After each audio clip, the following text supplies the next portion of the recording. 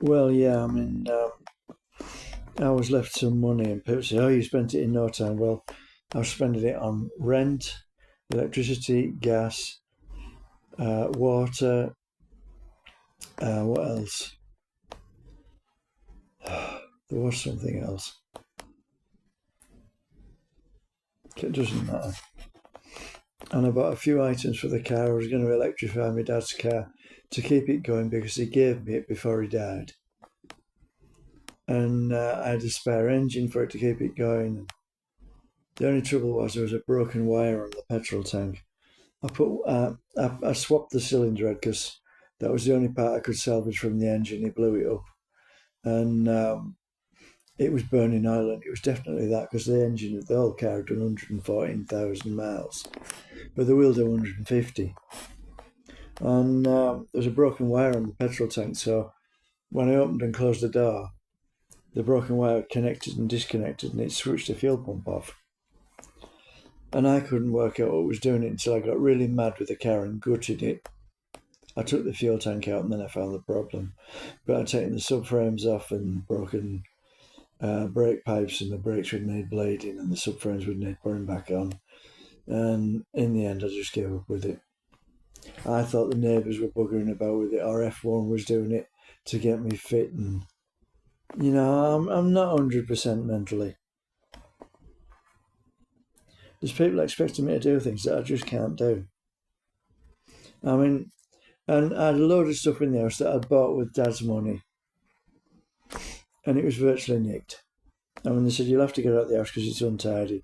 They brought me here, and if you ask me, they put me back on the medication because you've got to be ill to live here.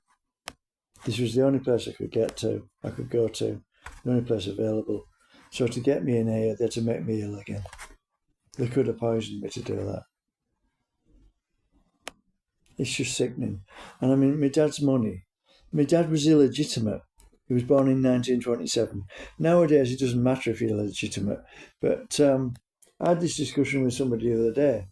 In my nana's day, in 1910, if you had a child out of wedlock, you declared mad and put in a mental asylum because it's a symptom of depression, promiscuity, and stuff like that.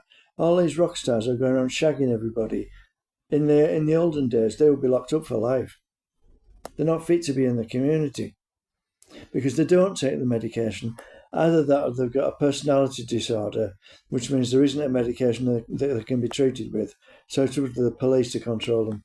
They'd be better off in bloody mental asylums because they've wrecked my life. I was a sensible, hard-working lad. I was doing well, and they've just ruined me. Oh, it doesn't matter. I'm just a piece of shit. I'm just a village bastard's son. And who's your father, Harris? My dad, to build that bungalow, the point I'm making, to build that bungalow, he used to go to work at 7 o'clock in the morning, work doing heavy jobs in the building trade because he was the young lad, till 7 o'clock at night, and then go home, have his tea, and then work till 2 o'clock the next morning on the bungalow, and then start work at 7 that morning. He often did that, and it took him 18 months to build it in his spare time. And then they just take my possessions off me like that. Oh, it doesn't matter, he's just an idiot. Yeah, well, how do you think I feel about you? You greedy bastards. You're going to get a proper job, building, because you couldn't bloody hack it. Yeah, bloody office worker at fucking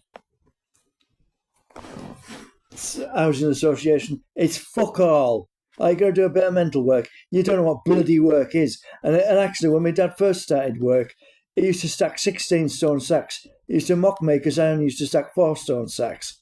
But he used to do 150 tons a week. And he would do similar.